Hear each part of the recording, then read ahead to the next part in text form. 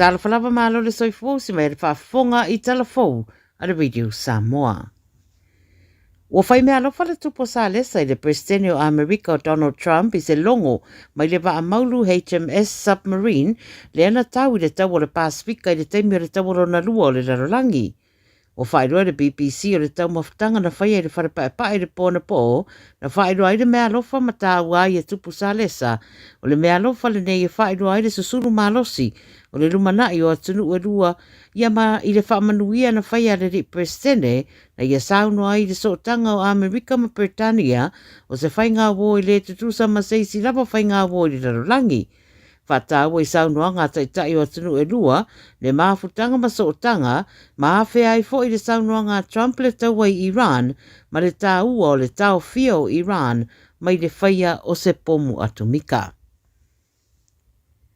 O le patia le anga I ese mai le UAE po o le United Arab Emirates, mai le OPEC, ma kulupu o le OPEC Plus, I le maasina fōu I le mae o le lata I le ono se furu tausanga, o avea masui o lea whalapaputonga.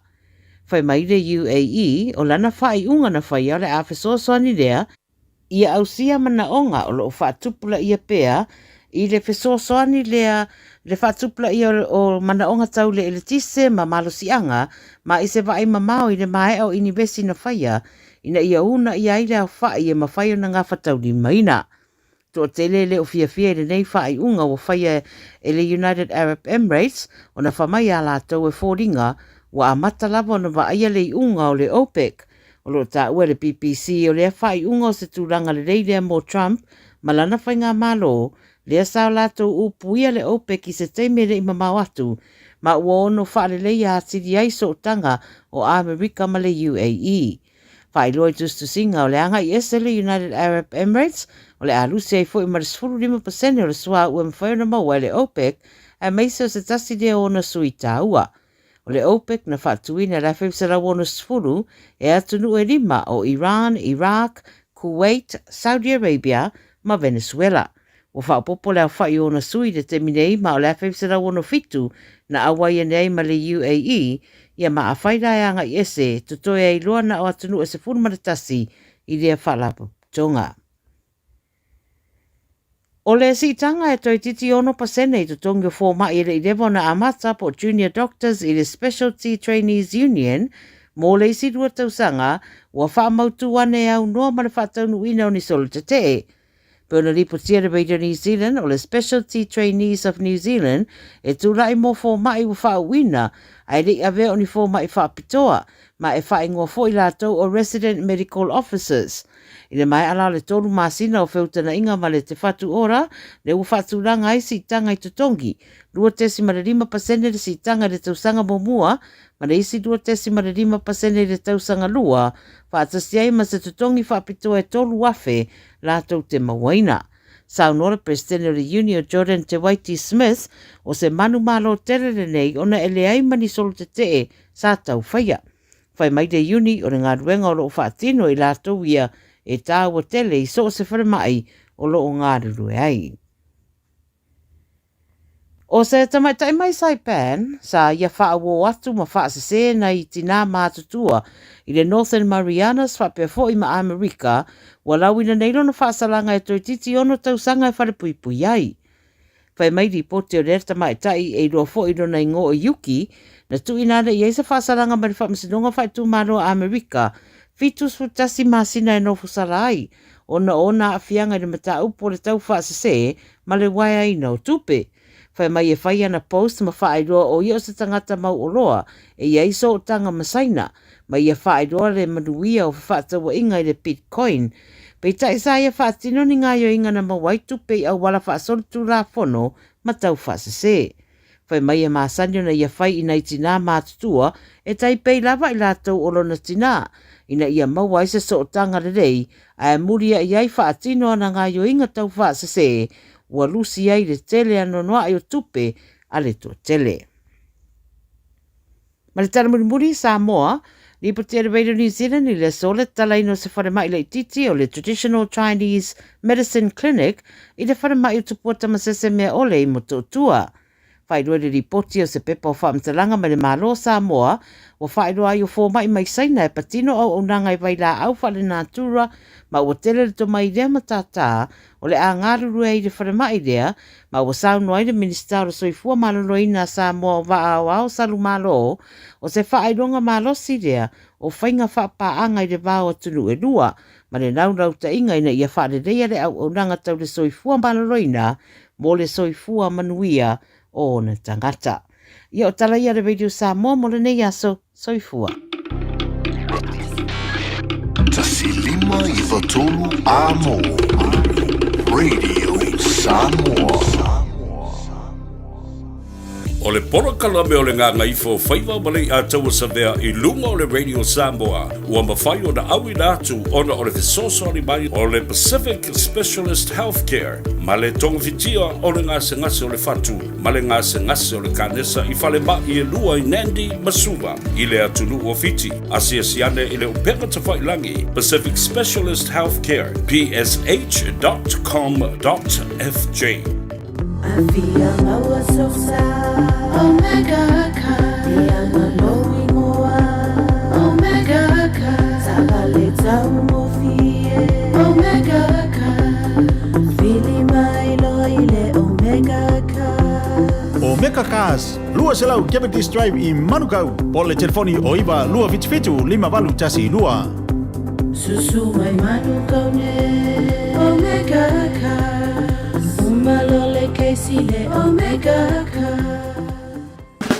Sunga o whenga whakao elo kawa le fō maunga Max Ila. Senga uka amilo e au kilangi. Mo koe foi mai lava i o tara i le Tire World and Auto Limited. Lea mau aiso skoi ngā meg ma pau kawa. A ole me Pico City. E ngā le lua lima ka alalwa ia so le kokong. Le Tire World and Auto Limited e te moa i ta avale ma pau tau ngofie ia New Zealand antoa. Mo fo i se ti mag wheels mo so se i tu ai ngā ta avale ma le telewishi au unanga. Warranties Fitness i le na ole se fulu tala pia i wha i lo i eina e wha afafonga i le Radio Samoa i nei wha abitoa. Talia wins quotes, cue cards, maisi. Walau lo Tire World and Auto Limited i le lua fitu tasi tolu o mo pau ta avale. Po le lua fitu wha tolu lua o mo le whale inisinia. O le porokala me o le Gagaifo Faiva malei a taua savea i lunga o le Radio Samoa ua mawhai o na awi nātu ona o le fesosori mai o le Pacific Specialist Healthcare ma le tongafitia o le ngase o le fatu ma le ngase o le kanesa i fale mai e lua i Nandi Masuva i le atunu o fiti asiasiane i le upeka tawhailangi Pacific Specialist Healthcare psh.com.fj Radio Samoa. Tasilima i vatolu amo. Radio Samoa. Tasilima i vatolu amo.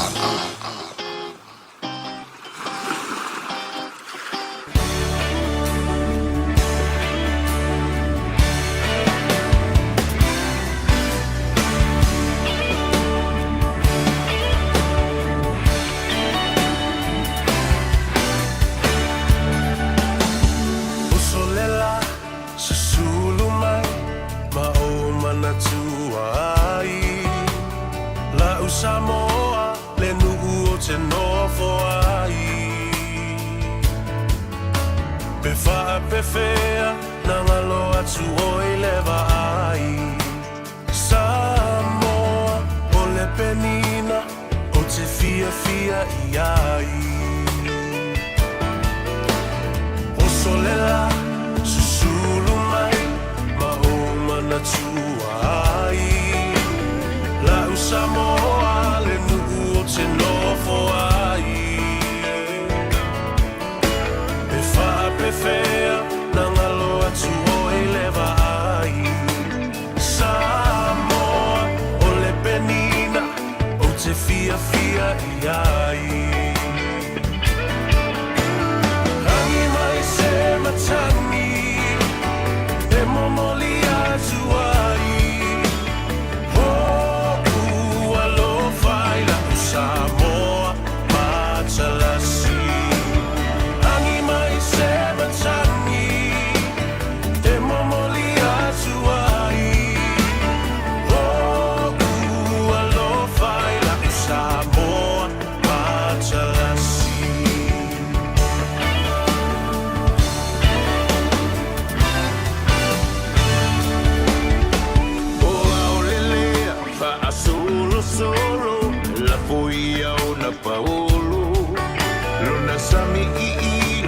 Asulungia ele masina Me whaapewhea Na ngalo atu oea ita Samoa Ole penina ole vasa Pasifika Tangi mai se matangi Se mamori atu ai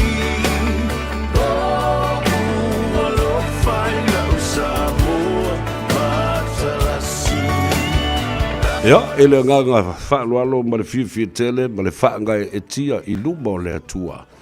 E momoli atua I le nganga whawhilua, ia mofo alo whatu, ma whaatalofa ele pa ia mawalunga o le tātua tunu.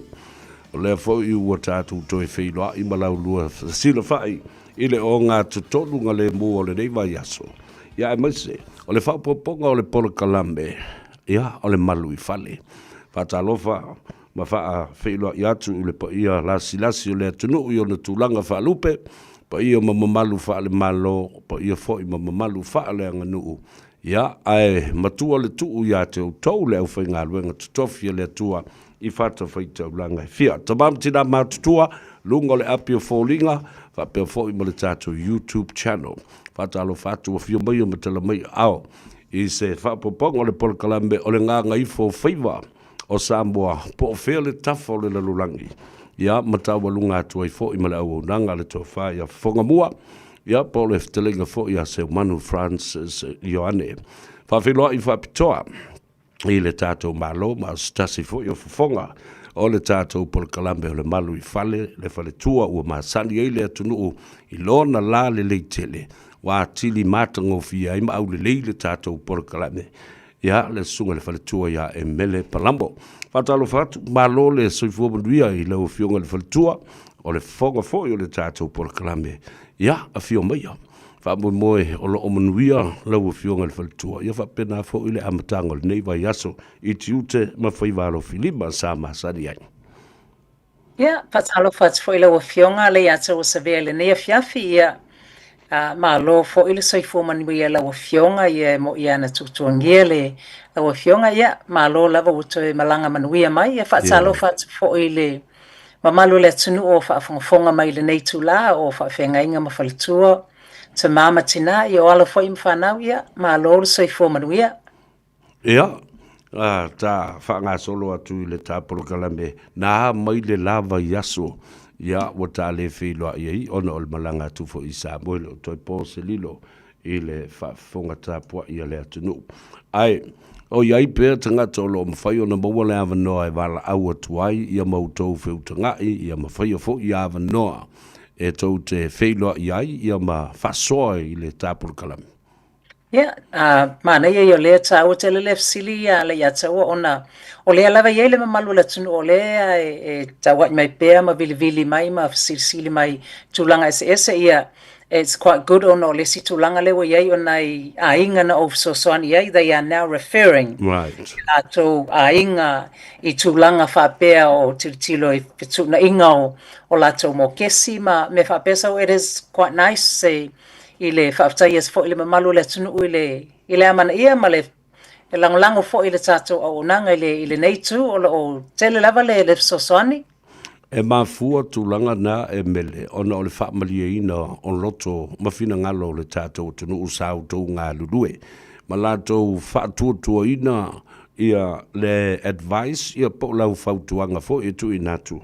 Se ia o lava I le taimi wa umai ona whai le settlement date tu watu malaki no nofo le lei ia mawa ai wha le tātou whale ma le tātou ainga. Ia le alawa matona ngā I mai ia referrals. Ona o le lato talitonunga le nā. Ia, e alo lofa fo isi o lato ainga, e te tau na tu inatu I a ao le lei e pui ai fo I, ele ngata I lato se leni o whiutunga inga fo I male, fale tupe, o lo o whaia ele nono ngā tupe lea. Tata le doa le mele, what does it mean? The finance condition beva pia, o le ua, you're making an offer to buy a home. Yeah. Tāwai o le tūlanga le ona, especially mo I lātou o le la whaatau le lātou whale mo mua.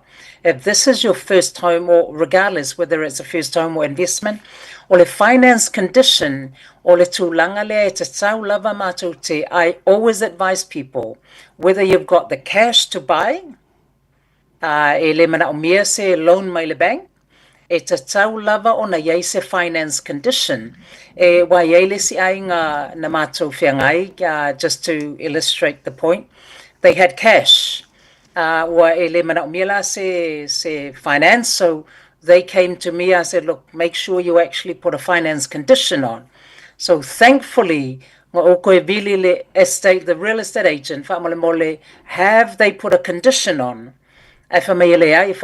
Please don't proceed with a purchase. If anything goes wrong, they lose all their money. So ole tāua lea mo le whaafonga lea tunu a whaisau ofa buying a property, you must put a finance condition in. Just sa lava pele o mana o mia sa mo kesi, o le puipuinga lea mo oe in case a iei se tūlanga you don't see, se a iei fo ile taimi lea ave ai lau ia e au ili me o mo whaapea, then at least you've got an escape clause e mawhai ai ona pe a whaapea iei se tūlanga e whaale tonu. Wala tā ua tele la le mele wa le whaapele tō telo tangata. When you buy outright with cash, wale o tō ia seisi me tō popole iai. Ai tā ua tele la le vaenga leo e tā ua nei. O le finance condition ina ia pui ai le tangata mai le konkalate lea. Po ani me tutupu mai tua o lo o iai le finance condition. Now, ele me tā o le finance date ma le unconditional date. E tutusa mea ia. Yeah.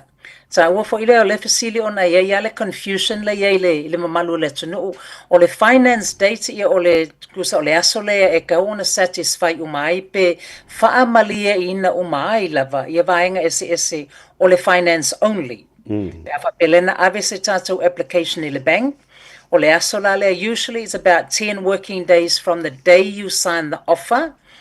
Ole aso la le finance date e te tawana o tu le aso le wa umana satisfy malava me mana umia from the bank you will find mail le bank you are all good to go ahead. Ole unconditional dates it's usually on the same day as well, but mana tua fo ia easy conditions le te tawana tu lunga like your builder's report. That could be due diligence for your solicitor te tawana ona ili tulanga whapea. It could be another condition to uina ilunga agreement for the vendor to do something on the property. Ye oisi vaenga umala ye te tawana o whai a whaamalia ina umala vaenga na plus your finance. Usually on the same day, then you can go unconditional. Wa wale ainia yainga o te soe, pa ole ainia yainga o whaamalia ina before you proceed. Ona o mai lea e le fasili. What is a settlement date when you buy a property, and what happens on this day? Nale me tupu le asolea. Wa esele unconditional date, esele settlement date, ale alala tatu o mai loa. Atonu o i e whaamalmala mai loa ma. Do we part on this date legally? Wa umana tu ndatu le ki i ate oe? Yeah, ta ua fo ia le fasili le settlement date. This is is the final step for you owning the home. Wale wa umana satisfy the finance, satisfy the due diligence, wa umana sort out the home insurance, wa umana sort out umalama memana me. Ole asola le otwai wa umana ona e asiasi ile loia saini lau your loan agreements, your contracts ma me umaya mana on me le bank. E o tulai le settlement date, o le aso la le so long as the bank has got everything they need. O le aso la le au mai ai loa le bank le tupele na apala iai tātou, le tātou mōkesi. Our mortgage funds will then be released to your solicitor, wa o funds iai aru i lau loia. Ia ona whailoa lea o wheu ia i ngā le loia a oe, ma le loia le vendor, po le tangata le na e whaatau o mai ai le whale. Once those whewia inga of funds ma mea umai dio lailo ia is satisfied i le aso lava lea, then o le aso lolana na au ina toa i lole le tiki i lo lima, i lo a au. This is now your final day to actually enter your home. Malo, ta ua tele, ua ta a mata mai a le stepu mua se i o mai lava i le settlement date matu i natu le ki i lo a au. Now, o a toi whamatala tasi lava o ti ute as your role as a mortgage advisor, o le a le ta ua, o le whaongaina o tangata, e pei o lau sunga le whaletua. Yeah, ta ua ia le fasili fo yona la ia sina pe ia sina confusion fo ngale le pole alme, why should I go to a mortgage advisor and not directly to the bank? E ia le o le au ia tata o le ale al mamalu le tunu ia you can go directly to your bank if you want. O le au ngā o le whaongaina o le mortgage advisor like myself, we have access on e mātou te access i ngā umalava banks, so I have access to all the banks. O lea fo iu te malamai policies, the banks ese, po o whele bank e best suited ai le ia tātou situation te tasi. O le si fo i me mana ia awha pe, for some reason, mainly through a credit check, se me whape nā, ele mawhaiona ave le tātou application to any of the banks. Ia o la iesi option i tua mai like your second tier lenders. So there is a lot more options e mawhaiona mātou sa ili ei po fele mea e mawhaiona na wha wawaile tātou wha moi moi. The other thing is that we negotiate, we know what's behind the scene. Sometimes the banks don't advertise the rates they give us. Mm-hmm. So we can actually have a slightly better in some cases, not all cases, but in most cases the banks give us rates under the cards. So therefore, e mawhaiona mātou negotiatinga your rates for you. Ia o le si me mana ia ona the advisor e alu le bank e tasi lava le policy le titilo i lato. So for us, we look at all the different banks, po fele me best suited ai le, depending on your financial situation. The advice we give would be specifically for you long term. It depend po lalo goal ma me e mawhaiona mātou sosoani ai to the next 5 years, the next generation, whatever the case would be. So it's a lele scope e mawhaiona mātou sosoani ai le malu le tunu. O le matua te le lavala o le ngaluenga le tau te whaia me se lau sunga le whaletua. E whawhea la wai silota, e whawhea la na tongi o tau. Wai le tongi o tau. Masalo le fsili ale pitu i tele ana pitu i maolunga i le mana o le tunu. Most of the time the bank pays us. Mantua fo yo mātou le whaia o malawa i ngaluenga. So long as we submit everything to the bank, o le aso lava o le settlement date le wa seto lailo whale. Ia o le aso lana e tutongi ai mātou o le bank. So long as you proceed from the beginning to the end until lo umalo wha moe moe ma avatu lo le ki o lo maota, and you've used us through until the bank releases the funds. Ia o lona winga e tutongi mātou o le bank. There might be some one-off chances where we may have a conversation ma se ainga so na whaetaita inga le telo taimi if we've done pre-approvals for you for the whole 6 months, a whole year, which in some cases we have, a year to 2 years. And then uma e wa whape me siri le wa whaisina malama ku ia mai ka ile walu ia ile bank. In those cases, I usually would say, look, can we have a conversation? I will let you know I might have to charge you a one-off fee, but so, if people choose not to, that is absolutely fine. But that's the only opportunity where we may have to charge you a one-off fee. But so long as you work with us until the bank releases the funds, if it's a wailo mota, then the bank pays us. Can't hear you.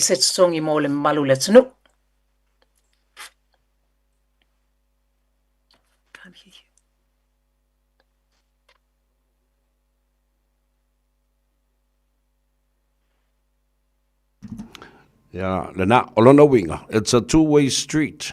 Whātua mai I le ainga ia te oe po le client. Ia whapena fo ilo tali tonunga. O leo e whaia mea ina ia matua mausali ma mautuai. Ia le malama lama o le ainga. Ia winga I whiutanga inga neo la whatino. A o tai ai le vaenga lea whamole mole lau sunga le whaletua. Se I whailo I fo lau numera o le telefoni. Ina ia mawhai ona pue maua matau fiofi ai o tātou tangata. Ia mawhai ona wala awatu I ate oe. Pea mai ia le tā whatal noanga le nek. Okay. Ia o le numera a iai lava se fesili ia o le numera o le o lua fitu, valu tolu fitu, valu fa, valu o le o lua fitu, valu tolu fitu, valu fa, valu o. Valu fa valu o. Ia lena. O le numero lena Samoa a le sunga le faletua. Ia po lo o mawhai ona so sodi atuai ia te oi wha maule lei. O lua fitu, valu tolu fitu, valu fa, valu o. Upu muri saunanga e tā walunga iai le tā wha so le nei fo ia so e mele. Ia, whaafitai lava le atou sa vea mo le nei fo i tala noanga le nei afiafi ia whaafitai fo i mo le avanoa Radio Samoa mo whai peo na iai se avanoa e wha malamala mai ma fsosoani le malu le tunu e pei lava le tatou tala noanga a iai se mea fia malamala mai. We are more than happy to e wha malamalama pe i meli mai on emele.palamo@loanmarkets.co.nz o vili mai le olu fitu, valu tolu fitu, valu fa, valu o. Ia, manuia tele malolonga le fiafi le ufionga, va pe fo ile malu le tunu, to e whailoa i fo ile vai asfo. Ia, malo sa noa, ta walunga iai le tā wha so le nei aso o le polokalame o le malu i fale. Se tasi o fonga o le tātou polokalame e mele palamo lana telefoni le nā o lua fitu, valu tolu fitu, valu fa, valu o. Manuia tele ia ngā ruenga o tutoe o le nei a fiafi tātou whiloa i le vai asfo wha soifua ia ma ia manuia. Soifua. Ia le nā tawalunga tuai le talanoanga ma le whatua. E mele palamo ese le tā ua tele o le tomai maanga vaa o le nei fo i whale tua. I le nei fo i ngā luenga o lo mawhai o na wha maal malama ma wha manino ai. I le mamalu o le atunu ua lewa na posi na ia lātou se le ni whai ei le mata upu lea o le wha tau o le whale. Tawalunga i ai le nge soifuanga lue i le tele o tausanga sa puna wa ia i ngā luenga. Ia ma wha putu se le ni mo se whale, mo le taimi mua, mo le ainga.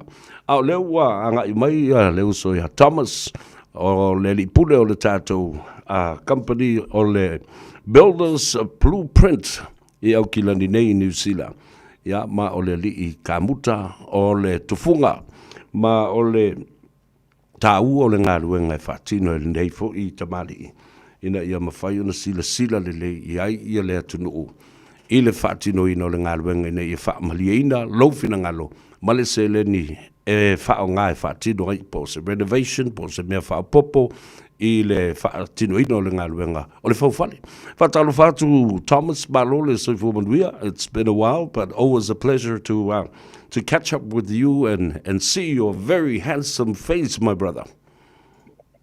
Alofa Savea, thank you very much for the opportunity to be here. As always, it's always a blessing. And I look forward to having our chat again. It's been a while, but I heard you were overseas, so condolences to the family, obviously. Yeah. And it's great to have you back, brother. Thank you for your lovely thoughts and condolences. Yeah, we all go through that. It will take some time to grieve and reflect upon my personal relationship and yourselves too with your parents and the loved ones that are very, very close to you. Anyway, how has it been in the last a few weeks, several weeks, about 4 weeks ago? I haven't been able to get in touch with you. You've been busy and I've been busy too, and traveling through, between the two countries, Samoa and New Zealand. How's the business going, the Blueprint? Yeah, thanks for Taylor Severe. It's been great. The business has been doing very well. Obviously, we are all feeling the pinch of the petrol crisis, and it's obviously affecting a lot of people, but we're keeping busy and we're very blessed right now. Currently, we've just moved offices as well, so I'll be putting up my address as well for people to come by and see us at the new office in Mount Wellington. So it'll be good to catch up with some of our communities and yeah. So it's been really great. It's been a really great start to the year. Malo. So I whaaleo I wha ia lau telefoni Thomas ina ia whaatino al tā talanoanga mele tā whaaso a lae ua poe maua mai le tunu ulu tā telefoni. Yeah. O le numela o le olu atasi 552 tolu ono wha. o lua tasi lima lima tolu valu tolu ono fa ia o le fautuanga la ia te oe le tamama le tina matua wala au se tamaititi e sau a mai le peni ma le pepa tusi fa le lei i lalo le numero le na o lua tasi lima valu tolu ona fa ma fa pipi i le lei a fa pi lumo le TV al na fa pi o ile pusa aisa e sa vali ale to ina mala ma tua ma tau i ila na vai ma fa ma natu tu ai tu si vai me lengo ma le suafa Thomas the builder ya le na o ia inga luenga o to nga lu e nei a fair for ino fanga na o lo fatino ai some of the projects that are you currently working on and where are these locations Thomas? So majority of our projects are South Auckland based. We currently have a few in Otara, Mangere. So mainly Mangere and Otara at the very moment. Yeah. Yeah, ta o te lele nā wā isi tangata fo i e whamai. Ka ko wola i le customer le whataldo so le tufunga le a whauwhale. O Thomas le whataldo mai le a tausavea. Ia, po whea la anō whanga nei, a whai o lo manatu sa tangata fo le whaonga oe malau company. E ma whai ono atu e mai moa ma mata i le ngā ruenga pa ole no whanga fo le nā lo whaatino ai i lau tō ngā ruenga le te mile nei Thomas? Yeah, time of city. So it's good for them to come view. It depends for if the families have moved in, then obviously we can't take you through the house because majority of the time, if we get through most of the projects pretty quickly. And then we have the families move in pretty much straight away because of obviously cost to mea uma, it's very expensive. So we try our best to do the projects as quickly as we can. But to answer your question in short, I recommend it. I always tell people, if you want to see the work of people, don't take their word for it. Have a look at the work that's currently on right now. And it's easy for you to trust the work rather than the word of somebody because you can go and physically see all the projects that are happening. So I always tell people we have projects happening right now. You can go and have a look at many of them. Any one of them. We're about to start one in Green Lane. We have 2 in Otara. We've got 4 in Mangere.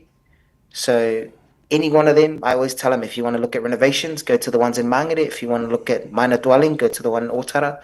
Or if you want to have a look at big houses, the big new builds, then go to the one in Mangere and Umato. So we have projects right across that you can go and view and talk to the team that are on site. You can see my builders. And you can get familiar with the people that you could possibly be building your home. Ole tāua fo ole mele nā Thomas e mawhai ai o nā fausia le talitonunga ma le whaatuotuanga o tangata. Transparency and physically viewing, the work and the project that you're working on. So e tāua tele la ia leanga i atu o tātou tangata. Awha peo o manatu nei e whaangalau company. E whaatino ai i anisi toi whaalelea po o le renovate ato alava se vaenga le whalele nei o ani vaenga te tau ona e manatu mua iai. What do you consider first if I'm going to ask you to come in and do some renovation on my property? I think that's a very good question, and this is the question I always answer, especially on the phone. I always say to them, please don't be shy to say the budget that you're going to have. We cannot have a conversation without understanding lipakeki for your renovation. So that's number one, understanding your budget first. Because you could come to me and say, I want to do 3 bathrooms, 2 bathrooms. I want to renovate the roof, do all these things, but I only have $50,000. And then I don't want to be the person that tells you that you're dreaming too much. So I'd rather you understand, have a realistic budget in your mind. For example, if I say extension of Lofali, then you think, okay, if I have 100 to 150,000, that sounds like a realistic budget for me to extend my house. But don't talk to builders and expect the builder to be a magician to give you a $50,000 extension, when in reality that's how you end up in a lot of trouble, because that's not the real cost of things. So having an understanding of pakeki, that's very important. That's out of everything you can do, that is the most important. Once you have a budget, then you can go, okay, this is what I want. It's the same if you go to a car dealership, you know exactly how much you want to spend. Okay, I want to spend $20,000 to buy a nice Toyota or Camry or something. But you don't go to the car dealership and say, I'm going to buy a Ferrari, but I have $50,000. So it doesn't work that way. So understanding is very important to them. Mali lava. Olo na winga la ma Faiva na so ni ai ile fa tulanga ina le paketti po le fufu ina le paketti, because certainly there will be some unexpected costs that might rise from this. I le no le tangat. So isa no in tapulu. Yes, so for example, we have an estimation on your bathroom. I have an example right now. We're doing stage 2. We've done stage 1 where we built the minor dwelling for them in Mangere. They're a lovely family. They listen to us on the radio, so hello to them. And then stage 2 is where we're doing their bathroom on the inside of the house. So before we touched this bathroom, it was in a very bad condition. And I could only estimate from what I can see underneath and on top that there's rotten timber all over the bathroom. But when we stripped it back, the damage was a lot more extensive than we initially estimated for. But the good thing about having those conversations early with Ingam and being honest and transparent is they're not surprised when they see these things. Because we always say, okay, this is how much we estimate this damage area to be. And if there is an increase, we have allowed what we call this sum here as a buffer, just in case. Call it your just in case funds. And if something we open up and we haven't allowed for it, then you can use these funds to cover the increase. And we've learned over the years that that's the best way to, to sort of limit the risk in your renovations, because renovations is a very expensive thing to do. If you do it wrong, it can become very costly. So you have to have a very clear and a good team who has a great understanding of costs. Yeah, ta ua tele ia lau saunduanga em whaiuna e so ni le hainga ma le latu fuafuaina o le paketi ia so longa le lei mea uma. Now, o lau company ia e ta ua tele ia lau guarantee cover o le hale umi awai iai ia ni tūlanga whailele ona tupu mai le teimi o le ngaluenga. So I sound no fa mam lamba ia le guarantee le lau company o le afo le umi em fa ia na fa lango atu I lau company le cover le. Okay, time for city. So each company, I don't know, majority of companies, we all have an obligation with our licenses. So my guarantee, we have an obligation to look after the family for 10 years. In the 10 years, we cover structural guarantee. We can't guarantee anything to do with certain materials because that comes directly from the manufacturer. So those guarantee we have to gather as we do the ngaluenga. For example, we're doing a job out in Otara where we do the cladding or bola le fali. After we do this cladding, we have to install it as per the manufacturer's specifications. And then we get that guarantee for that product. After you fail the product, the product itself has failed, then we go back to the manufacturer and go, this product has failed. We installed it per your installation manual. You have to now come back and pay for the remediation work for our client.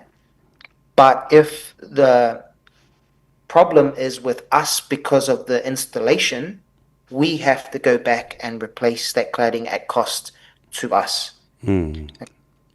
but after. So that does that make sense?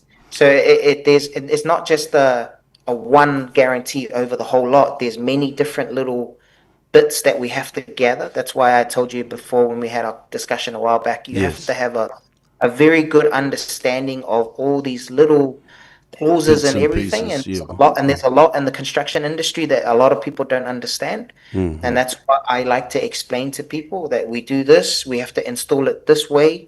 And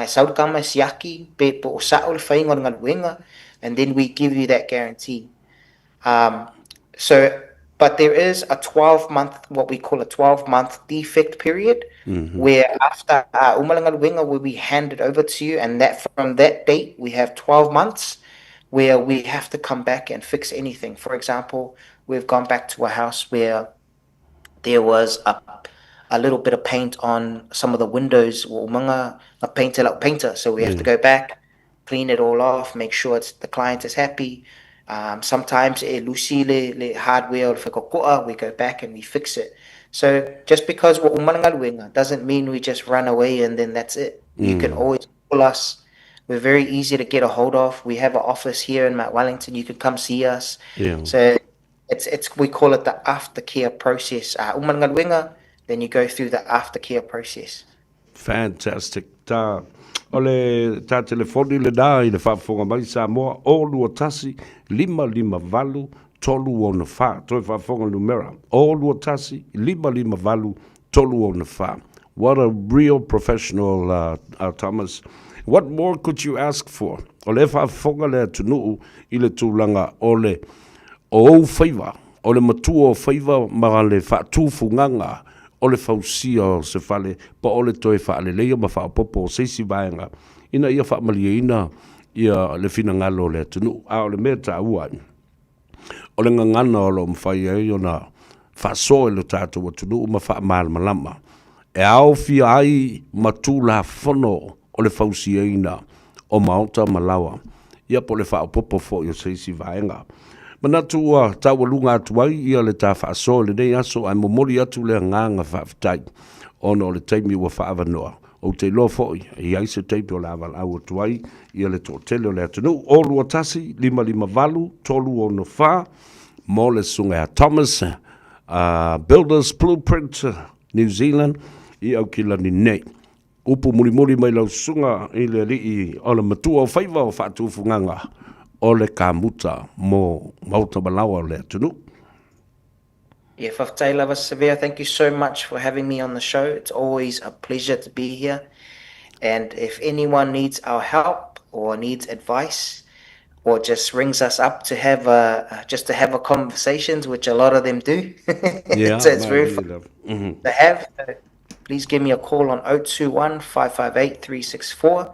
And I'm more than happy to guide you in the right direction. Faftai Lava Severe, ia manuera fiafi whaasoifuia. Ia foi whaasoifuia, ia lau sunga I reri. Matua o Faiva, ole whaatufunganga.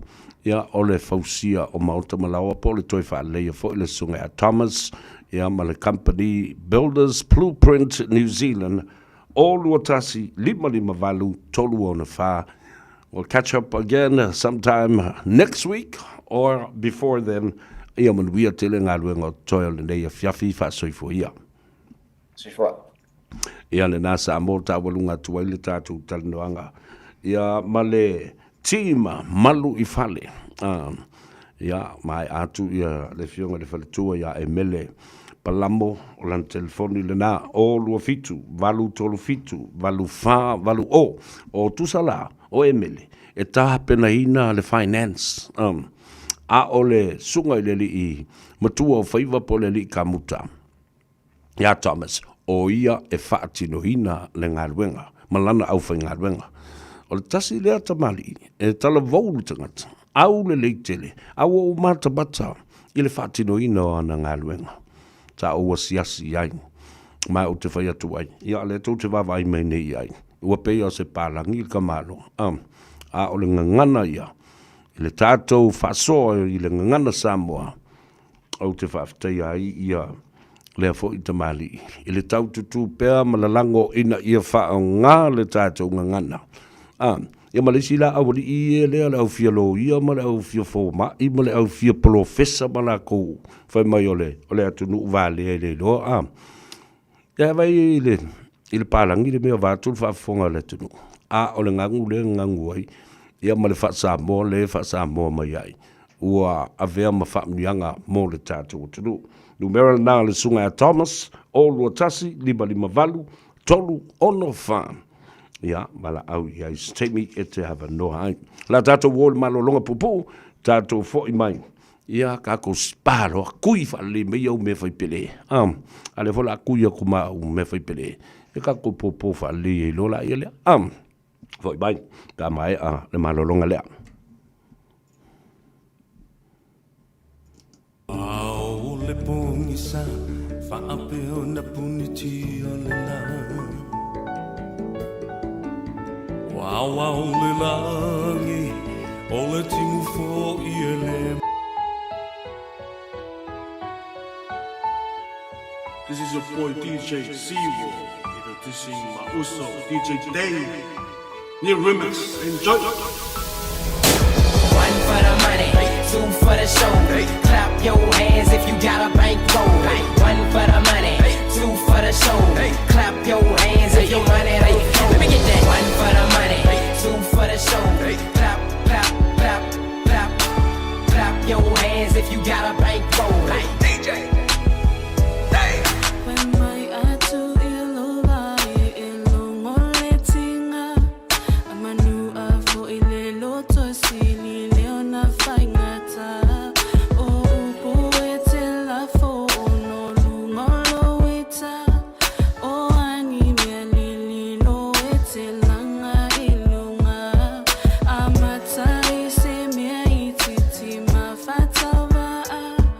Be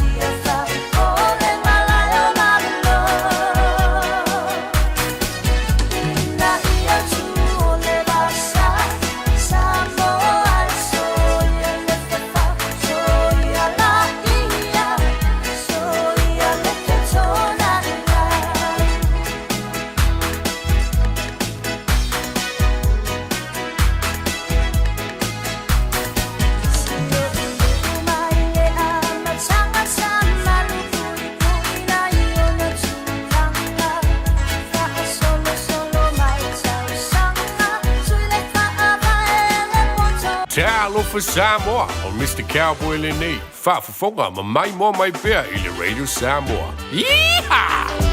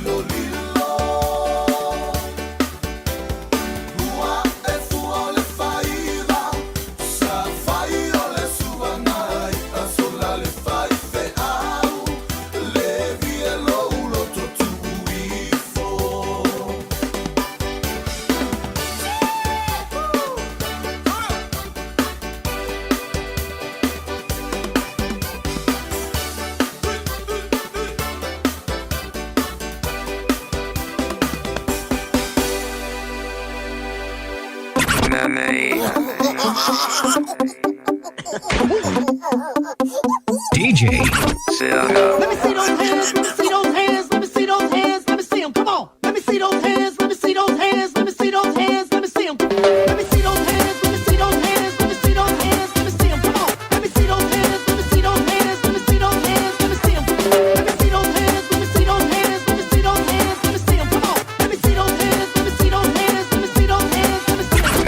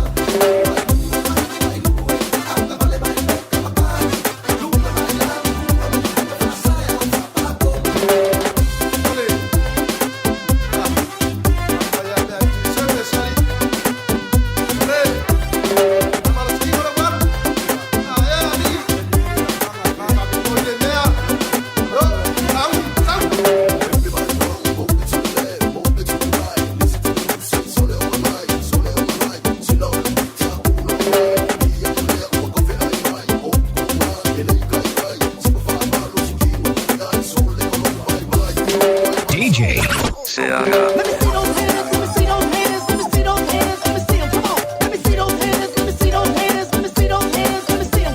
Let me see those hands, let me see those hands, let me see those hands, let me see them. Come on. Let me see those hands, let me see those hands, let me see those hands, let me see them.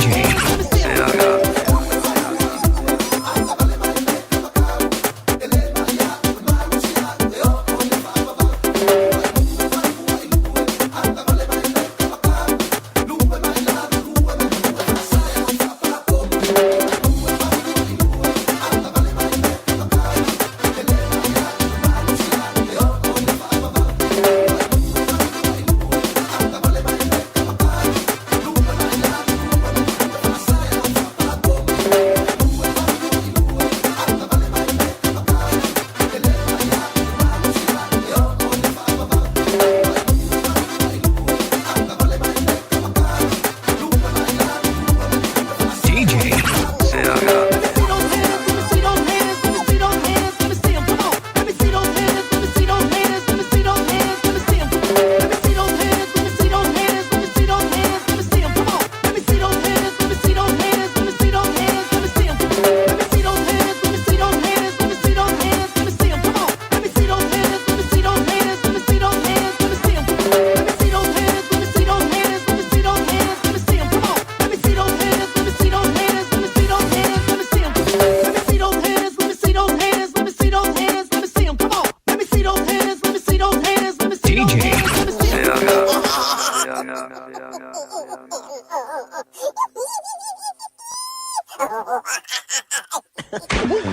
24 hours a day, 7 days a week. Radio Samoa streaming live on www.radiosamoa.co.nz.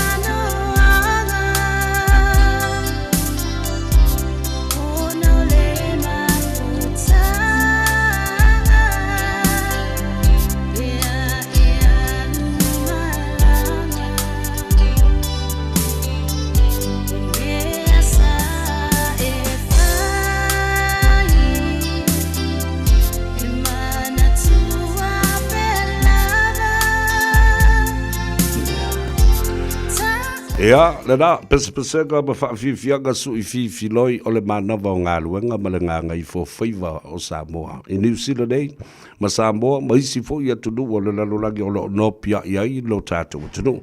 Watu I le wha malo ma le whaafitai le I atou o sevea ma le tautua ale si ufonga o Samoa i au kilani New Zealand o lea ua mafuta mai ai ia le tamaitai Grace mai le tātou fale tawhale le Henderson Cars. Whamalol soi fumanuia Grace, malo fo i le ngā lulua i le nei aso, ia whio mai o le tāpolo kalame nei, o tō whafonga tāpua i mai i le atunu. Malo lava soi foi lawa fionga sa vea, tai foi mulu nei koi, por kalame matango fionga kai po insato e tala noa e foi inga whaaso e foi nisi pe o tūlanga, ai whaatai lava mule ava noa. Ia, nā mai le tai au ina ua ngā ngae le lāma, ala usu ma la seu Samoa, ia ma e aga i mai fo i e wha au le tautua i le nei aso, la se tala mai le amatanga o le tautua i le nei aso lulu.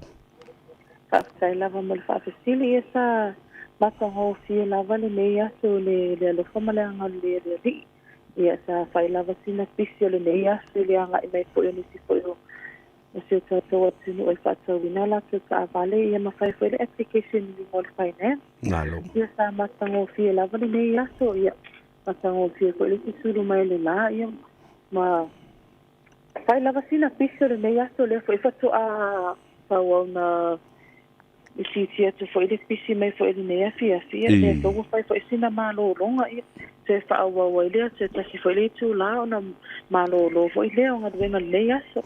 Tāle i tū lai ono, tā punia ia le tātou lotoa, ia e wha uaupea o na tali mai ia le masini, ia masisi foi o le au whainga luenga. I lunga o le tātou apia fōringa, ia whapea fo le tātou website, i taulawa le sfultasi le pōna nei. Ia e sa o lele sau noanga, ia e tālo fo ia le tū lai ono, ia tā punia fo i le tātou ofisa, ia e wha uaulawa nisi fo i o e wato fia fo i a wafo le au nanga mo le tato atunu le vaenga le amata mai lava le ono se fa i le suma tasina nei le po. Nāli e. Malo, ia, o le aso atai au, astofi, o le whaatawhiti o le tele o ngā ruenga o tātou e fitu aso le vai aso lea o lo o mawhai o na whaatino i le tautua o le sao le nā. Sa o le sau noanga i le vaenga. Ia, le lei. O le whaalawiloa ia le telefo i o tātou whaapitoa o le aso tina o lo fau mai. Ia se i sao no ia i le fo i promotion ia ma tātou whaalahawi loa whaapitoa ia whaamole Grace. Ok, whaapitai lava mo le whaasili ma le awa no foi. O tu ina mai ia ai na o te whaamanatu tu lava le malo Samoa mai. Nisi foi o lo whaafonga mai foi le tāpur kalame ia o tātou whaalawi loa maasani lava mo nei. Maasina o na ua lasa mai fo ila sa whaapitoa mo nei tina ia ona whaalawi loa maasani lava le Henderson Cars ia a e whaatawina se sa mai i te i mātou ia o lo ia ile mātou whailonga tupe mawale a mata mai lava le lua awhetala ia se ia o mai lava i lalo re lima se lau ia e fika fo ia le whailonga tupe i le taa vale te whaatawina mai a te i mātou ia awana i misialo o wanoa ia a whai fo i o whainga tāo na e se su mai te tonu i mwhai lava na whafso tae mai le mātou nu mera wala au le over se lau fitu tasi pe e mwhai fo ina e apalai online mai fo i le mātou website i lunga le mātou Facebook page o le Henderson Cars e whaktai lava mo le whawhisili ma le awanoa matango fia lau fionga sa vea. Ia, malo whaatai mo le teimi u whaavanoa mai o talitonu ia nā fōi tūla lata e tā pena ia le tau walunga o tiu te mawhaiwa le nei aso ia e mamori atu le whaatai ia le tātua tusi whaamuremole o le tā whaamawai e lea. Ok, whaatai lava mo le whaafisili o le tātua tusi i o le tasi whawha Kevin Dash Drive i Papatoetoe tasi whawha Kevin Dash Drive i Papatoetoe ia tato tua tusina i le tato ofisa i le nei Papatoetoe ia te so mai matala mai a au a tau wina so sa ia e whitosoani a te fōi e mātou o lo ngawha malea tūlanga nisi fōi le o alom whanau sa mo o lo ngawha malea tūlanga mātou te whitosoani a te lava mō oe. Ia, whafteite le lava Grace mo le teimi ua tā whasoa ai ia anga leile atua ma pui ia maua le saunga le mu le toi malangatu i ainga maoto malawa whenua i le aso atai au ia e whaasuifua ia mo le teminei. Atai lava whātoi pua ia sa vea. Ia, soifua ia. Le tamatai o Grace e te wala au iai, o lewa na whaipaanga ma whaai poipo ma le Radio Samoa i le telo tausanga ua mawai. Ia, le lava o lo o whaatino pea le nā tautua. A le Henderson Cars e te maua le o walu se lau fitu tasi, a leo le nā, wala au iai, o whamaile i atau sa vema seumanu. Tuli mai se tā vale se ia el watu ai. E te mata, mahalu lau mai moanga i le lotua, i se tā vale whaabali i nai, oe male a inga, i le se lau i wawha, Cavendish Drive i Papatoetoe i Manukau. La tātou o e tā le pese le whaamanuia atu ai, i le mānamba o ngā luenga. O le nei aso, ia, o na se e mai lea, o le telenga ia se manu, po le tō whafo ia whonga mua, i le tātou masini tele lea, se walu i o e tui mai ia, o mea whaipele, waino.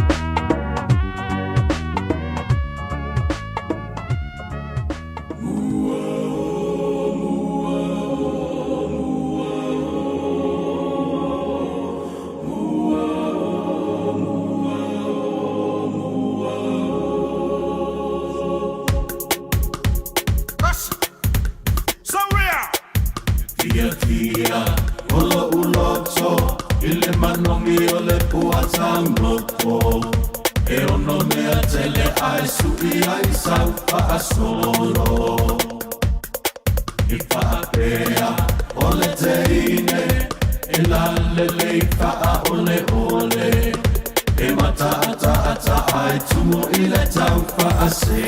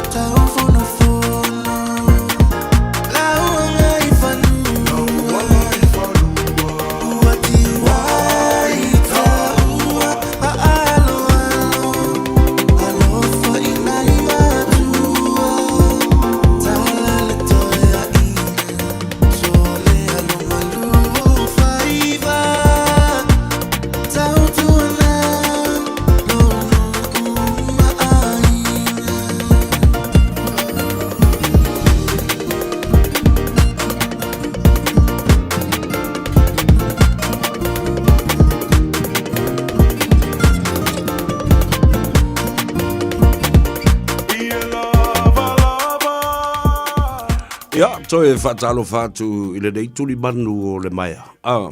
Le ua tui atua ia o mea whaipele, e tui mai mea whaipele a seu manu I o. Ai o le atunu o e tui mai po when me ngā kui mai ia o mea whaipele. Whatalo whātu ma whaamalo atu I ngā luenga le lei sa whātino le nei aso. Ia mai so leo o sifuru ma le ono minute ua te aile tu la. Lima. Ede o toi mamau fo I la ia lea. Pa o le si fast full minute muni muli o le tātou por kalame. O te fia whaasoa atu ai le tele o mata upu e tā ua foi. A wale whaafonga anga. Ai mai se. Le tāpo inga mamalu o le atunu. Sa utu ia le muri panga. Ia ma whaapena foi o na ula le ula la. Ia ma tāpua I le si ngase mai o le tātou o I palemia. O le te itai o le atunu. Lea na toe. Te liu le uto I le tai au nei. Ai o le mea mua e whaaftai ai. O le awa noa sa wala uli ai, I mātou nei anga I atu, mātou te whaasoa ma lau lua whasila whai fwoi ma le ta mao le atunu. Mauna fōli ngā lāle lei ma le ata, tau sa fia, le amio wha ta mali. Ia, ma, I re toi tau whailo. Ia, e nofo mai ale tangata o le tupu. Sau noa ma lele wha tupu. E sua whaata mari. Ia, whaaftai e tuai I le fionga le li palemia mo le awa noa le lei. Sa whaasoa ai le poa na po. Whaisi umi o na mātou. Aleanga mo le fionga le li palemia. Ia, ma se fōi. Ia si o na whaletua mo le nofo alo. Ai maise. O li malu o le malo. Sa lato li poina. Ia le tāua tele o le saunga le mu o le tātou o li palemia. Ya me se fo I o nalo, ia e pepese ia ba vevesi ia I lava. Le tō tele o le au whaapusa le lau lele ma le au loto le anga ma le au tau wha le anga. Kai mai o le lei o se fe au o le paale mia au mai ila na whanau. I o na au tafa. Ma sāwa wali whaatasi ma le lātou ta mā. Au o mana tali atu lau, e se a mea le malo. E se mea alana whanau ma lona ainga. E li po iai fo yo ia wawa ia Donald Trump lale. Nana malo au Donald Trump tofu ta mai titi la tau ia malona tofinga I tutonu le whainga malo ma le administration a President Donald Trump. Nala ale mea rinko pisa fua uto. Ola, what transparency are you talking about? Never was wala auli la tau au mai luma o le atunu. E le ai nisi e siri o na ia whaatua ina. E pei o tangata na tupunga mai o na suru ngā titi o lona toto, o lona pau, o lona iwi tū. E tua I ai. Po o ai leo leo, e iai lo na whaatua tuanga I leo leo. Po ai la tau te li po ina, e iai fo I lo na whaatua tuanga. But personal issues of looking after their father, I would rather have 5 of my sons or 7 or 10 of them to surround me at any time, even if I am a diplomatic person. That's all talana. O te whaia fo I lava au ia, ni whainga wha fo. E tau au wha I mai ila, whanau sili no whatuatuaina. E o mai, whai se o lātou sao. Ia Samoa. Na pui le lātou te maa, le lātou te tai. O le te tai o le atunu. O Samoa o le aiga, la me tō te vesi, e me tō pisa o I whamena. Kui whale me ko me whipere. No. Pa e nofo mai mawhau le iai. Let's tama I Samoa. Ma le malo tele o Amerika, o tō wawa I ta whili sa ua, ma sa unoa, I ta malo o Donald Trump. Anu le lana o matamata ai. I le mea mata o tia. E whesili atu e lesi ta malo, e whe maitala ta malo. Lesi ngata tu stala na ya Donald Trump. I met Donald Trump. Why are you asking me that stupid question? You are a disgrace. Na vai opo e whai leo tu stala ma leo whasala. Ai au tō se sila la, pe a whamasino e la wari ia, o leo tu stala ma isi ngata ia lotu leanga. I le li te tai ma le li pāle mi o le atunu. O ato ngā wsili e vai. I le ase tala la uli e whapena atua, I masa ona, whaia se saunuanga, whapena I le au tu stala ma lau whasala. Nanga e whaaloalo mawa I la uli. O le tū ma le anga I whanua le nā le atunu le nei. Le ala fo I la le nā. Au te le tio ai I le sunga le lauri al mali atoa. Ma le pāle mia, pe ale ai nisi la tau te puia. Le fionga le li pāle mia. Ma upu le au tu stala ma lau whasalau, au te le puia. Le tātou ngā luenga, pe a whai tātou te le whaia le tātou ngā luenga, e tusa maro tātou wala uina. Each individual of our work and our responsibility as journalist members of Western Samoa Society, Journalist Association of Western Samoa. Wheala o iai, ia tātou ethical principles e whaimata I ala. Whea le waha o Samoa, tātou o tangata Samoa, o lau tu stala Samoa, tātou te awa, I tū maanga I whanua Samoa, e iei lana whaasifo, e iei lana whaatoesenga, e iei lana whaamaulolonga. La nā lea I lau whai atu nei. I feel so easy for mai. E le mi ngao, le sunga le lauli, le mali atoa, le pāle mia. Matuli I whafo, sui o isi, media outlets, ai mese o le newspaper sili o na whaalolongia le tele o tausanga umawai. Le Samoan Observer, the Everyday Samoan Observer, Sunday Samoan Observer. Ai sea, mo leo toia mana ia le tātou tū, ma lea ngai whanua, o le awa whata. Nanga fo I wasui, le whatonu o le newspaper. E leo se Samoa, la lea no whai atu. Whela I ele tū ma leanga Samoa, o lo o atangia mai ai I, that we shall practice this as part of our ethics. Ai o langa mai e o e pui. Tau te le tau pui le newspaper, la wiloa. Ai te tau no tau pui atu maanga mamalu a Samoa I le malama iai. Le whatonu le nai leo Samoa. Ona whapena leo na whaile tātou ngaluenga. Nala nā. Nea sao noa le li palmia. Tua ngalo nimo. Le tū maleanga Samoa. O I le whai ei mea. O le whai palmia o le teitai o le tunu. E te le. Lona malo si anga. E mawhai o le tāwhi. Lea tu ai ngā yoinga, ma lea tu ai ngā yoinga, a o le nāua watu mama. I le tau whatunuina o le newspaper, la fo ia isi Samoa le ngā lue ai. Tātou te mara malama le lei i le saunoanga, ma le winga le saunoanga, lai loa le observer, ne mea ta tau na whai.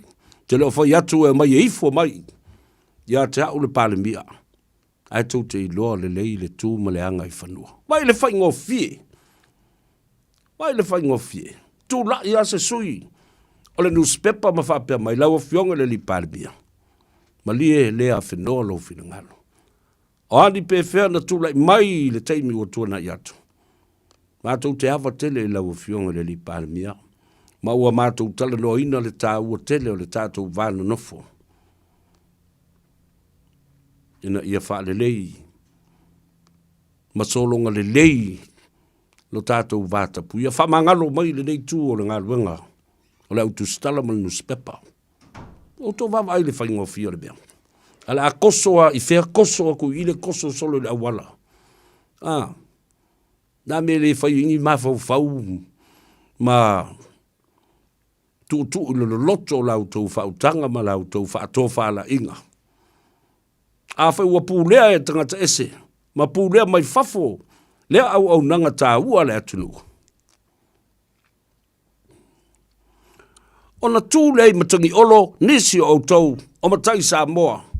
Tamali i mawhaletua matausi le ngā lurua i tonu i. Ala na osol o whaali i malo o whee le mea lea.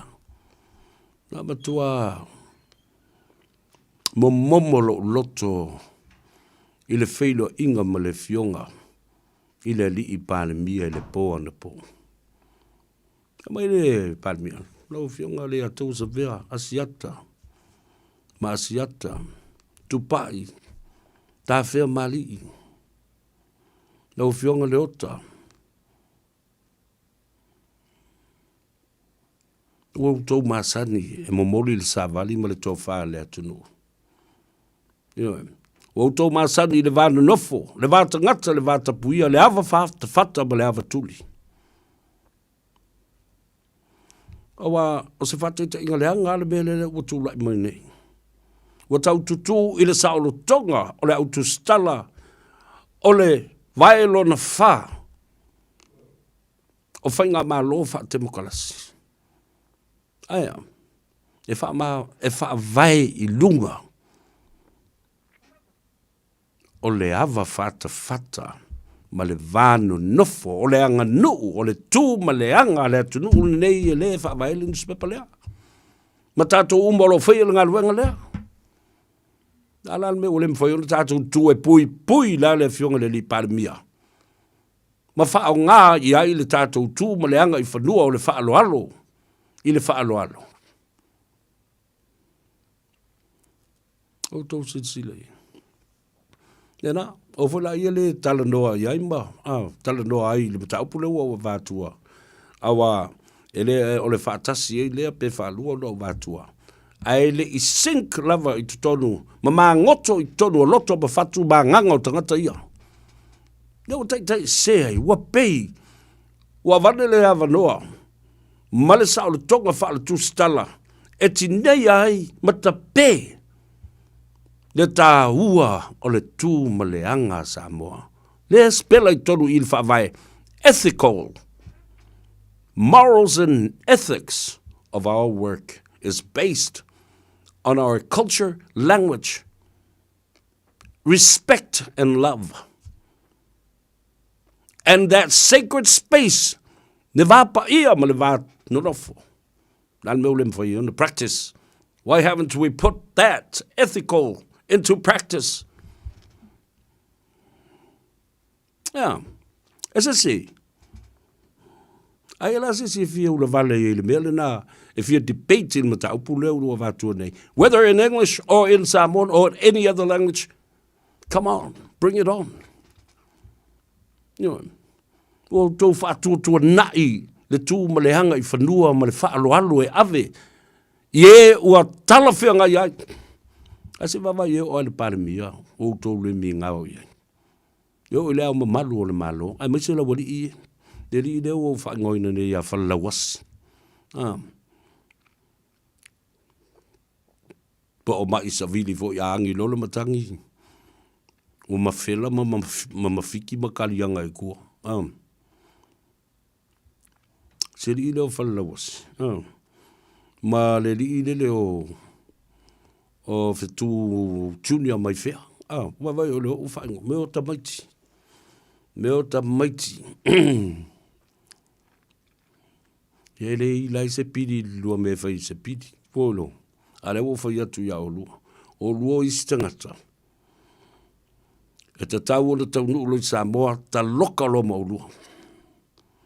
Na lua watu o makilipi o yali o. La vea malana team na o yai. Specialist IT solutions. Specialist IT technicians. Tua tava vai mau popo le lei le okti ina o le kilipi i tua inga se. Matala mata ngā, ma le lauino le pepelo, o mai e mai lani be wha mauti doa ai le pepelo o le paramia. Pepelo le au le malo, pepelo o Minsta, pepelo, o mai.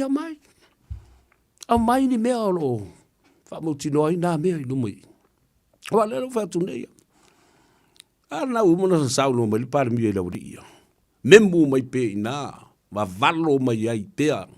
Valo a. Umai fai na ma fala wasi ia ina i New Zealand po Australia po velava. Ile mfai o ya o kanat. Ile tai ma fai na ta o delile o king up. Le tai oi king up kanata. Ona toyo o i Australia. Wo man kaput mai o levana. Ti poti mai o i Australia. Me volna na sa wai fasalau ia le fo ile ia tele le sona tupera le HRPP le na fai Melbourne ma fai mai e te alu te toi MCO ya MCO le murisi le o murisi i vatu le fa forma ia le tu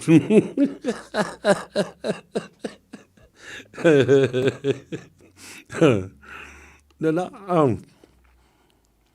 o to tele o tau le na ua matua wha ma ai mai i ai ni fo le tulafa no le mena momo i lo loto i le po ana po sao no anga le fionga siana tala lava i le lofo ma le anga le lei o le atua i le soifua o le fionga le li paramia o te tau atu ma ufai te tala atu ma momoli atu ma losi lato oka le fo wino le ma losi peise a eto ma se pulu makau fo i le ta ilo fo i le mora tafola ma le liona ma tautia la uwa ai le fata lofa i le malo le ao o le fionga le li paramia tango atu i tau au tango atu e fusi mai ma tautia e te langona ina le malo si anga ma le mafana fana o le toto e so solo mai pipi i mai lo tino o le lofa o le tangata toa i le popole i le kea i le fefe i mea le fili ma le ti apolo le fai mai nei wa tele mea wa manu malo ai o le mea moni lava o le toa o tu le epa limoni a pe voi ia fontoe. Wa uma le famsi nonga lea na te ne. Sao mai la uli li o mafpule ai. Na pau lea o le vae o le famsi nonga o le tafa tolu nei na fa moe ma la lango i ai tu le epa mari mongi e fale pui la uli. Lea le mea ua fai e le atua o tō umai e leo whaasa lau lea. Sa o tō tali fe mai leo a mata celebrations. Some people are already celebrating. Celebrating what? Celebrating what? Mai leo wa fai, wa mata fia istangata, ma pati e istangata. Wa fai tau i tū la le teimi. A fai mai le si ali inga leo o fetu junior. Mai fia. Wa lata mai le taimi ua faitau i tū la le taimi. E sa vali ei la uli i tanu malala. O atu umai malisi au vanga i de mori. Le Mr. Leo a le atua o le fafangu oe le tae au matu inatu le ola i te mana vai. Whape nafo i le bea na whaia le nganga i le fionga le li whamsino. Ala le nana lai ona te talo mai le fionga le li te mai tai whamsino. Te talo atu moia. Te talo fo i mo i lato uma wa afia le whamsinonga nei. Ai mai se fo i. Mo i lato ua mo lia le whamsidonga nei. Mo lato wa inga. Ai wale e li mongi. Mai le te tau. Le ka kau se whamasingo kau kala mai whapengei. Masa un kala whapengei lo nguku. Wawa upuana na whai. Nā vai. Le whamasingo la ke le luku whakasi. Kaya o sa uma. A luongi lukro inga luku wha alua ele. Ile sakasi. Vai mai vingu i fungo sau vai ole ola.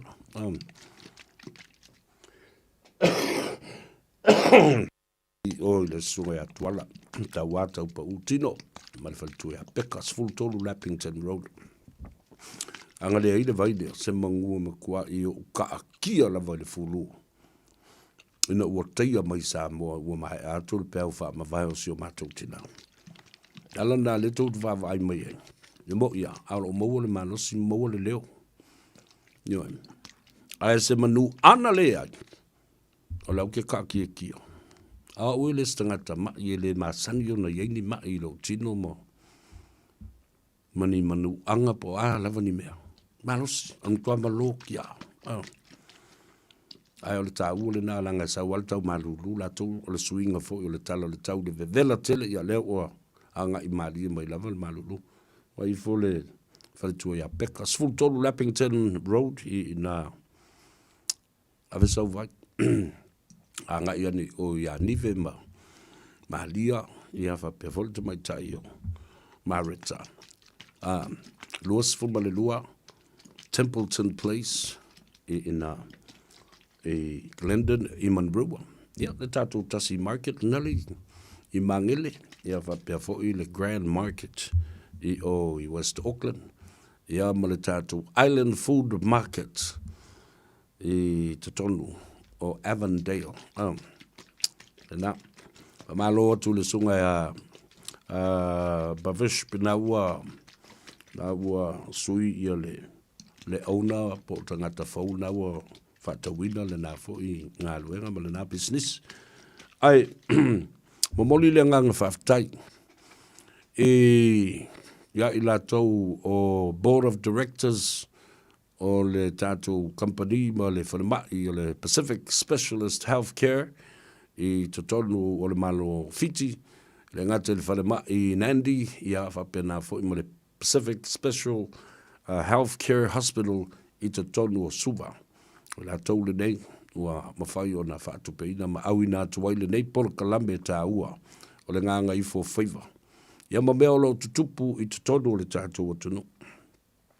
Toi fo i maila utala i le whenua inga ma le fionga le li palemia. Na au la ngona ai le wha maulalo i lumo le tua. Sa nua fo i le fionga le li palemia. Sa nua lava ma le nganga wha aloalo. Ma le nganga wha maulalo e tu inatu i le atua talo sanga o le nganga wha fitai. Lantala na. Nei masa isi o lauri i.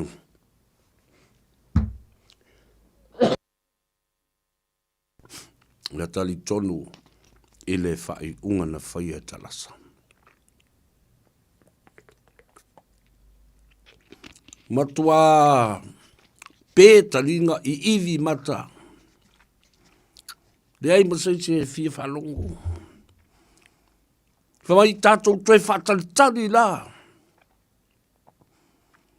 I lei unga tustusia. Toi au mai foi. Fai tau atu lava e le maari dia lava. La le feo i solo ina Yesu e tupe. Wha mai e toi o. E le to e ora nisi ia leo apili. Ai olo ma le HRPP apili. The whole party, political party. Ha! Ia o sei fai. Po a merits e mawhai ai o na toe. Sao fia se me ta o se apili i lea mata upu. Tua i ofo uma ma te i uma. La wha na mea nai lea ngai. O le whai o le whamasinonga. Sa oi mongi mau tau ia matule e mau tau tala noa.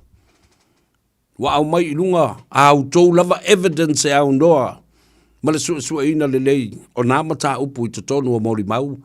Ma mea sa tutupu le whamasinonga. Wa lau manu ia fo i le whaalonga o le fionga i le tamaita i whamasino. O le alu o li mongi kalango i o le komisinga. Alu kalango le sui komisinga. Kalango i leo ia lo lato taita ia le suenga. So you see,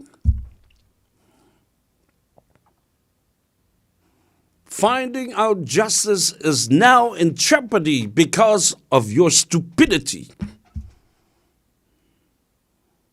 When a case is pending in court, you don't come and tell the public that you've been talking to the police commissioner.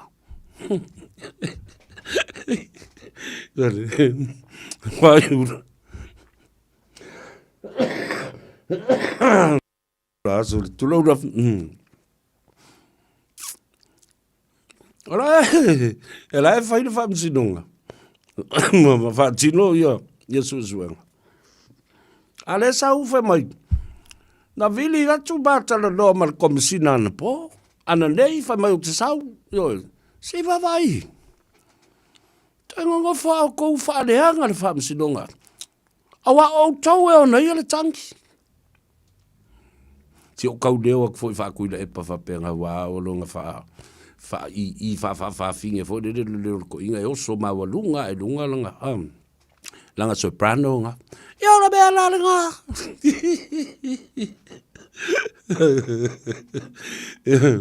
wa ala be la nga wa le fa kare ngai me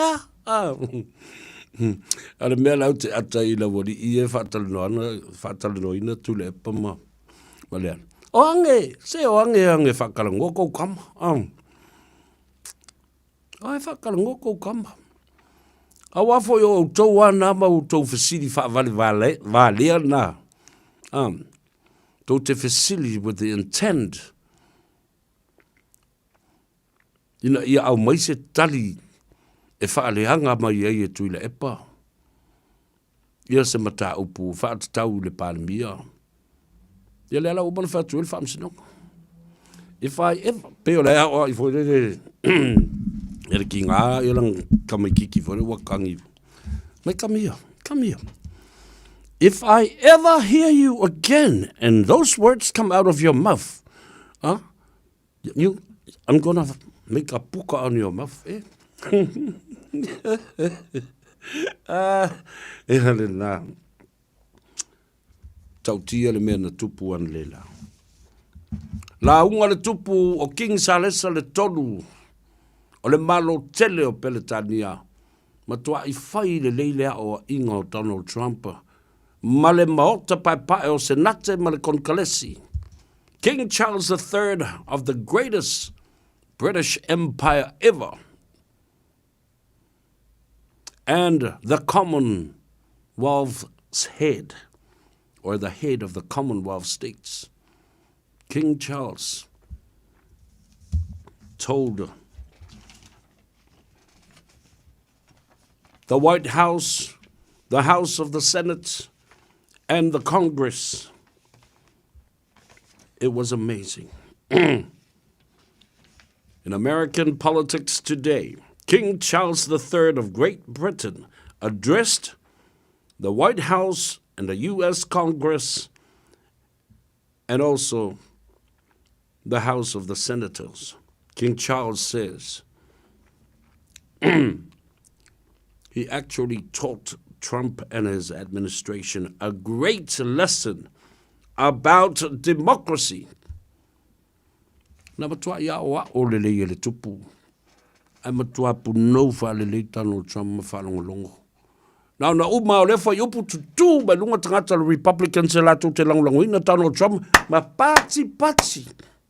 Fa mai Donald Trump. O te tala no hatu.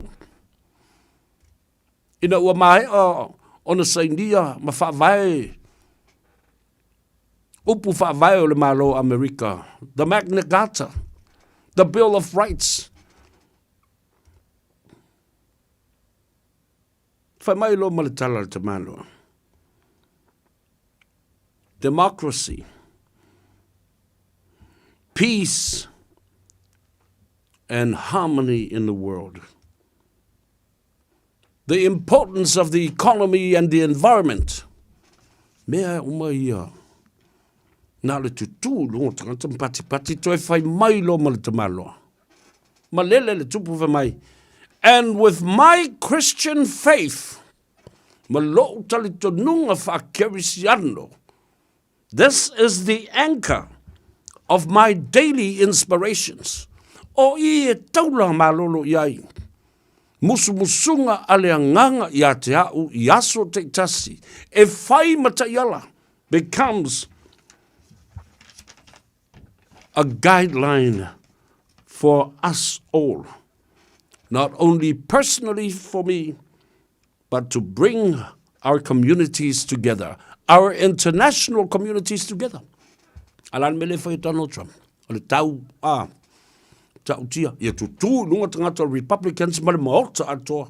O le whare pai. Pati. Pati. Whaalua le leino o tango ki le launga le tamalo. Ale fionga ele tupu malana male lenga ile aso ane le la. Whamai lana tala. Christianity, it brings interfaith relationships for greater understanding among mankind. Whatutuanga whakerisiano. Wa au mai ai le malo si anga tātou te whea ngai mata i le mata. Wa tu whata si ai o tātou o tātou watunu u whaavao malo. Tātou te tala noa ai na ia mara malama se mata upu ai le o au penga le taua. Tau wawa ai e le mea le usawa nei. Le tupu o Peletania ea o Donald Trump lana administration matangata uma o whaipule o Malta e lua o Senate ma le Congress. Whai mai. It is that faith that shines light over darkness.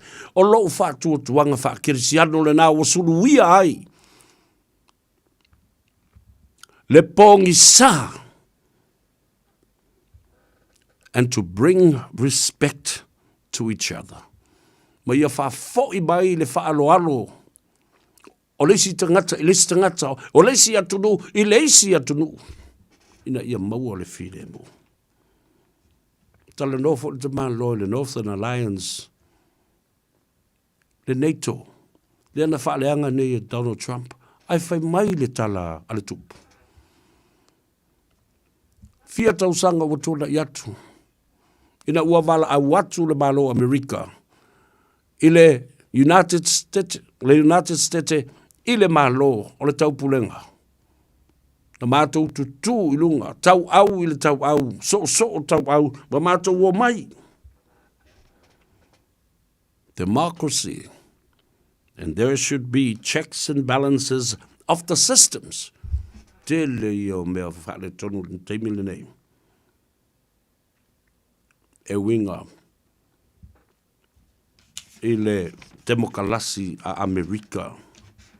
Wana me tonu alamna o Donald Trump. Ia avea o ia matupu. Aure toi whainei mea o whainga palota a Amerika. Ia. Nea lai nei o na whai mea o solo te e ia. No king. Say no to America. There is no king in America. Upu muri buli ane na whataua ia te au le malenga le tupu King's Charles today when he said, Wawa ai maulalo tangata ile upu a Amerika. America's words carry weight and respect, and it also carry meaning, but now it's been undermined. So se mea sau no i Amerika. E tāua, e ielo na mamafa. E iai lona winga tāua. Alale mele o iene. It has been undermined. Ole o toi popole iai ne lalolangi. Ole o toi amana iau. Aisea, o ami o tangata le te ia le tunu. Ami o Donald Trump. Ne pe iau ami o tule pale whaini. Pise gangster voinale. Moro. Pise gangster po se afon. Was a gang leader but obviously with no consciousness. Wale ko ila se mea, le ko fia whalongo se mea, le manao i se mea etas. No whamai tua, tele a tātou matau, a le a whasoa, whawau le asoa tai au, le whatawhiti o tiuta ma Faiva alofi lima, o le tātou o tunu. Tātou no fo la ia lea. I le whaasa ongo le mea le mata upo le keisa asiata. Le uso pele i asiata. Ia, ma le tau mawhainga a le li i o Matthew Lemsio. Le li lo i o le tu mai o iasa ia ma. Tau mawhai e whaile mea ta ole. E whaila le application e ta ole. Strike out to motion. Whale au ngā ina le tangi asiata. Ai au tausi le fia le le iang. O le tangi fo le nei asiat. E au fia uma i a tātou nei. Tātou ia na whai upu mata ngā leo ngāri i lea. Lau i ai le nei ma le nā o upu leanga umo le langi. Lau le au le malo, lau le pāle mia. Nā o fo i lava i sao whapito e a fia me. O mai a tia umanisi o tātou. A tātou te le ano lava i ai. Tātou te le i ano lava i ai. Nā le lao, au mai a upu, ia whele leia tū fo i maisi upu ta ilimas fulti kalama, ka i se lau ki kalama, ma pāi fōringa. As te mola nei, tai au tātou tala noa, e mwha man mla mātili nām ta upu. Awa olo whamali, ne leise me tau walu i fuasia ta i Samoa, e whai matu la i luma e whātino le moni mau. I le teimi o le whamsinonga nei. Nā leo ngā li nā, mo levana tau no i o alai le toi otu. Whamari e ina e mawhai, e le teknolosi nei o na po. Whai atu la unga i nei. Whai atu le mori mau i nei. Through video link and Zoom. Ona, olo i hei tūtuangia. Mga aluenga. Mati ute fo i olo o tūtuangia ai. Ia le sunga le vai malai. Lo whamai le tua, malutia lo tō soifua i lunga o le ala tele. Whafti tele lo uso. Se manu, Fonga Mua, Francis Ioane. Mole au o nanga ma le tautua i le nei mai aso. Tātou whiloa i le aso a tai au. O tala na e winga i o tātou tangata. I New Zealand ma Samoa ma le atu Pasifika ma atu nu i mamau i le nei aso. Those are the stories about our people here in New Zealand, across the Pacific, in Samoa, and around the world. We'll see you tomorrow. Mria tele. Ia le whaafonga mai e tabamti nā mātua. Me se utou i lunga le apia fōringa. Facebook page, ia whapea fō i male tātou YouTube channel. Le atau sa vele nei. Lofa tele mo oe tufal tātou polkalame. Wheloa i tai au soifua. O e si la fia me e whaatino e mawhaiona e umi aiso